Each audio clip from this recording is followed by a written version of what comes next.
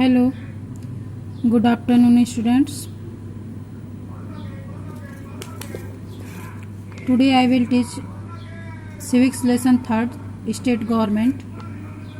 Okay. Next topic. Open page number 214. Page number 214 open कर लीजिए। और स्टेट गवर्नमेंट का हम लोग नेक्स्ट टॉपिक पढ़ेंगे, powers and function of the legislative assembly. इससे पहले का मैं टॉपिक जो है पढ़ा चुकी हूँ, आप वीडियो में देखे होंगे। तो आज हम लोग powers and function of the legislative assembly के पावर और फंक्शन के बारे में पढ़ेंगे कि लेजिस्लेटिव असेंबली का पावर और फंक्शन क्या होता है। देखिए, the legislative assembly has mainly 2 types of function, legislative and financial.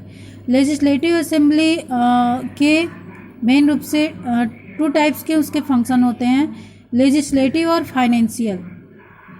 The constitution grant power to the legislative assembly. देखिए, लेजिस्लेटिव पावर्स क्या होता है। The assembly is empowered to make law pertaining to the subject mentioned in the state lists and the concurrent list of the constitution। Legislative power में क्या दिया है कि the assembly is empowered to make law, मतलब assembly जो है कानून बना सकता है किन सब्जेक्ट पे, जो स्टेट लिस्ट में जो सब्जेक्ट दिए हुए हैं, and concurrent list of the constitution, और संविधान में जो सब्जेक्ट दिए हुए हैं उस पर लेजिस्लेटिव असेंबली जो है ये उस पर कानून बना सकता है। फाइनेंशियल पावर्स देखिए, the assembly enjoy supreme authorities with respect to the passing of state budget, money bill, permission for levying tax and fixing salary of the members of state legislature. All money bill are introduced by the legislative assembly. ठीक ना। Financial power इसका क्या होता है, legislative assembly का financial power क्या होता है, तो इसमें ये जैसे respect to passing the state budget, state का बजट पास करता है, money bill, permission of levying tax लेने का परमिशन देता है, फिक्सिंग सैलरी, किसी मेंबर का, स्टेट लेजिस्लेचर के मेंबर का सैलरी फिक्स करता है। All money bill are introduced by the legislative, और ये सारे जितने भी मनी बिल हैं, ये सारे मनी बिल लेजिस्लेटिव असेंबली के द्वारा इंट्रोड्यूस कराए जाते हैं। तो ये होता है इसका फाइनेंशियल पावर। ये हो गया लेजिस्लेटिव पावर और ये हो गया फाइनेंशियल पावर। अब control over the council of minister, किस तरह से परिषद के सदस्य जो होते हैं, काउंसिल ऑफ मिनिस्टर्स जो होते हैं, मंत्री, उनको वो कंट्रोल करते हैं। The assembly exercise control over the council of minister of the state.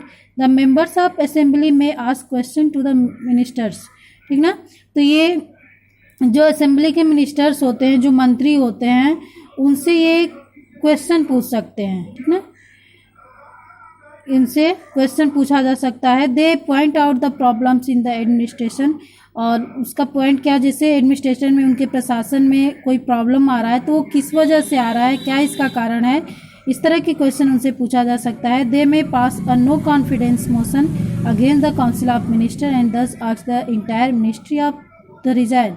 अगर वो सही आंसर नहीं दे पाते हैं, उनके पास कॉन्फिडेंस नहीं है उसका आंसर देने के लिए, तो उनको रिजाइन देने के लिए कहा जा सकता है। नेक्स्ट देखेंगे, next topic, legislative council, Vidhan Parishad.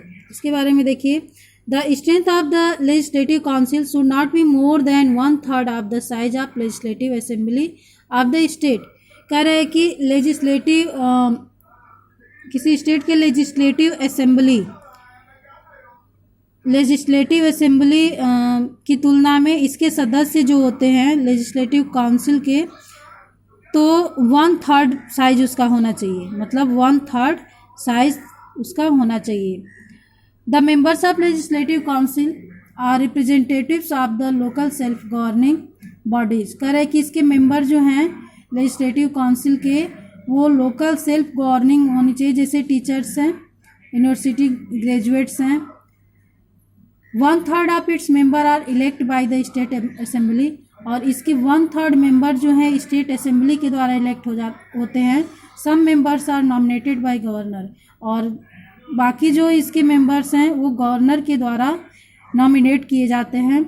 तो इसके जो मेंबर होते हैं लोकल सेल्फ गवर्निंग बॉडीज़ होते हैं और ये जो 1/3 मेंबर्स जो हैं वो स्टेट असेंबली के द्वारा इनका इलेक्शन होता है, और बाकी के जो मेंबर हैं ये गवर्नर के द्वारा नॉमिनेट किए जाते हैं। तो क्वालिफिकेशन ऑफ मेंबरशिप, इसके मेंबरशिप के लिए क्वालिफिकेशन क्या होना चाहिए? The qualification remain the same as those of the legislative council except that to be members of council as individuals must not be less than 30 years of age।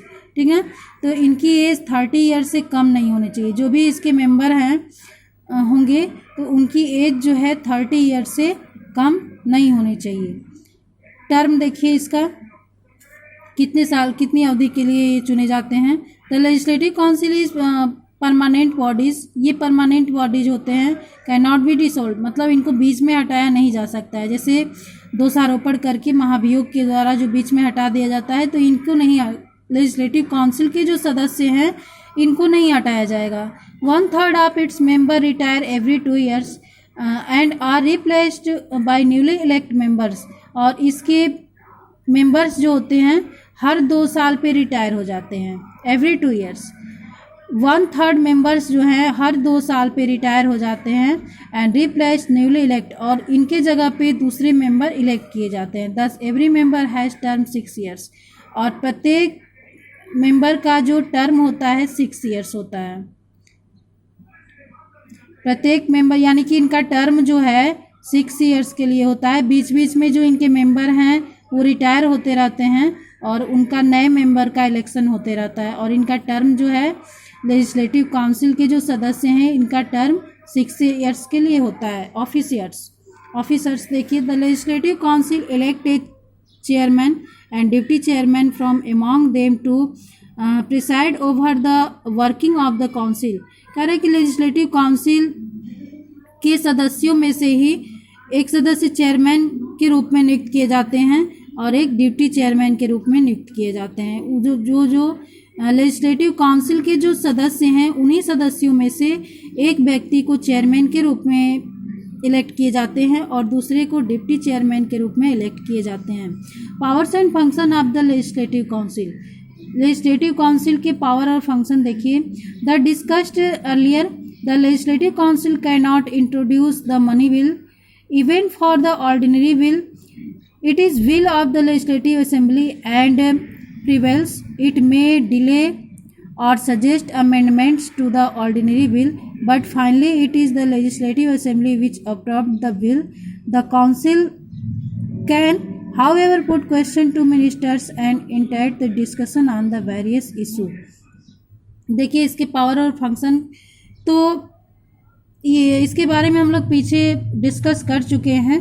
ठीक, the legislative council can not introduce money bill, legislative council जो है वो money bill से introduce नहीं कराया जा सकता। Even for the ordinary bill it is will of the legislative assembly that prevails, it में डिले द सजेस्ट अमेंडमेंट। जैसे ये ऑर्डिनरी बिल से इनको इंट्रोड्यूस कराया जाता है और ये ऑर्डिनरी बिल पे अमेंडमेंट के लिए सजेस्ट कर सकते हैं, यानी कि ऑर्डिनरी बिल जो पास होता है तो इसमें ये संशोधन करा सकते हैं।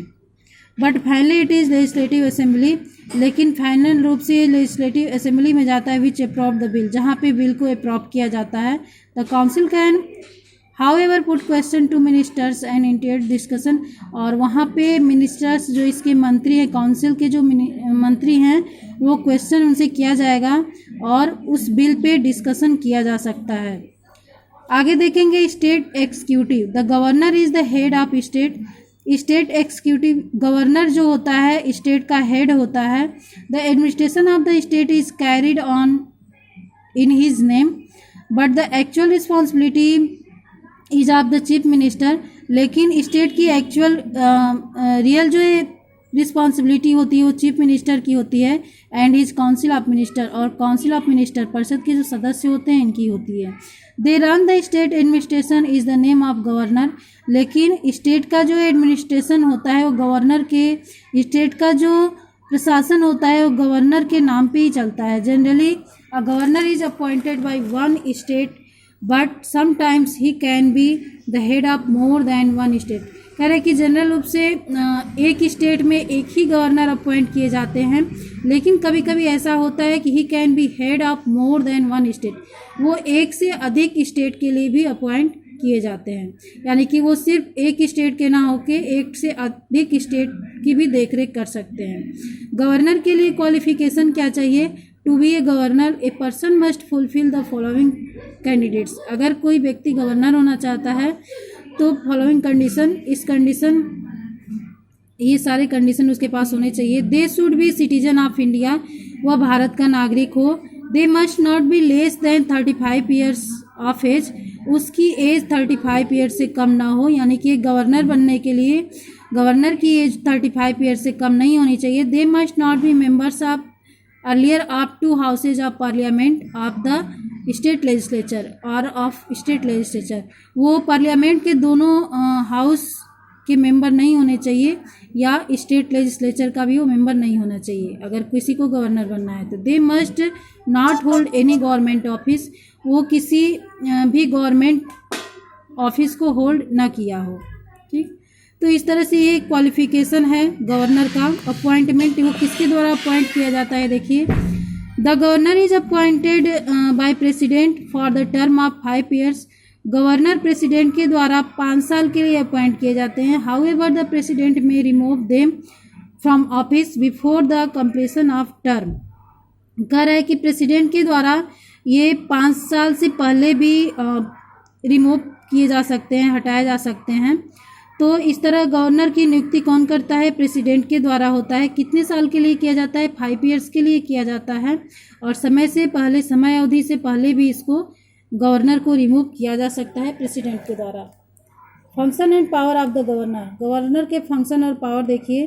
The governor has many important powers which they exercise on the advice of the chief minister and council of minister. They important power include. कह रहा है कि गवर्नर का पावर बहुत ही इम्पोर्टेंट है, महत्वपूर्ण है, और ये एडवाइस ले सकते हैं किससे? स्टेट के चीफ मिनिस्टर से या परिषद के सदस्य, चीफ मिनिस्टर और जो काउंसिल ऑफ मिनिस्टर होते हैं, ये दोनों से एडवाइस ले सकते हैं। तो देखिए एक्सिक्यूटिव पावर इनका क्या होता है। The governor appoint the leader of majority party as the chief minister of the state. Other ministers in the ministry are appointed by the governor on the advice of chief minister. Executive power में इनका क्या हो गया कि the governor appoint the leader of majority party. Governor जो है majority party के leader को चीफ मिनिस्टर के रूप में नियुक्त कर सकता है, अपॉइंट कर सकता है, यानी कि जो भी मेजॉरिटी पार्टी होती है, जो भी बहुमत दल में जो पार्टी आती है, तो उसका जो हेड होता है उसको गवर्नर चीफ मिनिस्टर के रूप में अपॉइंट करता है किसी स्टेट का। Other ministers in the ministry are appointed by the, और अदर मिनिस्टर भी गवर्नर के द्वारा ही अपॉइंट किए जाते हैं। एडवाइस द चीफ मिनिस्टर, यानी कि चीफ मिनिस्टर के सलाह से जो अदर मिनिस्टर्स होते हैं वो गवर्नर के द्वारा ही अपॉइंट किए जाते हैं। चीफ मिनिस्टर भी गवर्नर के द्वारा अपॉइंट किया जाता है, और बाकी के भी जो मंत्री होते हैं वो भी गवर्नर के द्वारा चीफ मिनिस्टर के सजेशन से अपॉइंट किए जाते हैं। They also appoint other top level officials like advocate general and member of state public service commission. और इसके अलावा वो और किन किन लोगों को अपॉइंट करते हैं? एडवोकेट जनरल और member of state public service commission के सदस्य को ये अपॉइंट करते हैं। तो ये होता है गवर्नर का एक्सिक्यूटिव पावर। ये चीफ मिनिस्टर को अपॉइंट करते हैं, और इसके अलावा अन्य मंत्रियों को भी, स्टेट के अन्य मंत्रियों को भी ये नियुक्त करते हैं। एडवोकेट जनरल की नियुक्ति यही करते हैं, और स्टेट पब्लिक सर्विस कमीशन की भी नियुक्ति यही करते हैं। तो ये इनका एक्सिक्यूटिव पावर हो गया। डिस्क्रेशनरी पावर्स में देखिए, normally the governors works on the advice of the chief minister, but there can be situation where they have to exercise their independent judgement. कह रहा है कि ये चीफ मिनिस्टर के सजेशन से कोई काम कर सकते हैं, लेकिन ये जजमेंट के लिए इंडिपेंडेंट है, स्वतंत्र है, यानी कि वो स्वतंत्र रूप से भी निर्णय ले सकते हैं। Such a situation calls for the use of discretionary power of the governor. और गवर्नर का यही सिचुएशन जो है डिस्क्रिशनरी पावर कहा जाता है, यानी कि बिना चीफ मिनिस्टर के एडवाइस के भी ये खुद किसी चीज़ पे निर्णय ले सकते हैं, यही इनका डिस्क्रिशनरी पावर होता है। For example, when the state is under presidential rule the governor can be act on their discretion. कह रहा है कि जैसे एग्जांपल के लिए यदि किसी स्टेट में प्रेसिडेंशियल रूल लागू है तो उस समय governor can act on their discretion, governor खुद से कोई निर्णय ले सकता है, उसके लिए चीफ मिनिस्टर से उन्हें सजेशन नहीं लेना पड़ेगा। लेजिस्लेटिव पावर्स में देखें, the governor inaugurate and address the first session of the assembly after the general election and also at the beginning of the year. Every bill passed by the legislature should have his approval. If the assembly is not the session and the law the urgently required, he can issue an ordinance which became equivalent to law.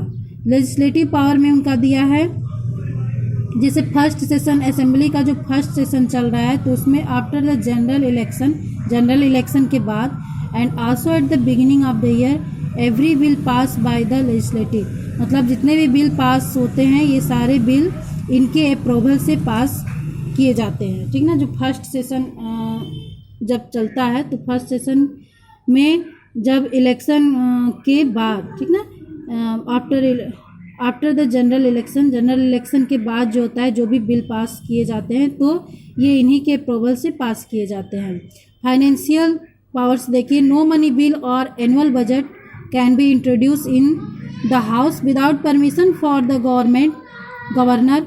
No money bill और annual budget can be introduce in the house without permission, मतलब बिना इनके permission के, बिना governor के permission के किसी भी तरह का मनी बिल या एनुअल बजट नहीं पास हो सकता है। कोई भी बजट या एनुअल बिल पास होने के लिए इनका परमिशन जरूरी है गवर्नर का। Judicial power, the governor can grant pardon और reduce the punishment of people convicted under the state law. State law के अकॉर्डिंग गवर्नर जो है किसी भी व्यक्ति को पनिशमेंट दे सकते हैं या उनके पनिशमेंट में कटौती कर सकते हैं, जैसे 5 साल की सज़ा है तो कम करके 2 साल या 1 साल का कर सकते हैं, ये इनको अधिकार दिया गया है। ओके, थोड़ा सा बचा हुआ है वो कल मैं पढ़ा दूंगी। Okay, thanks, bye.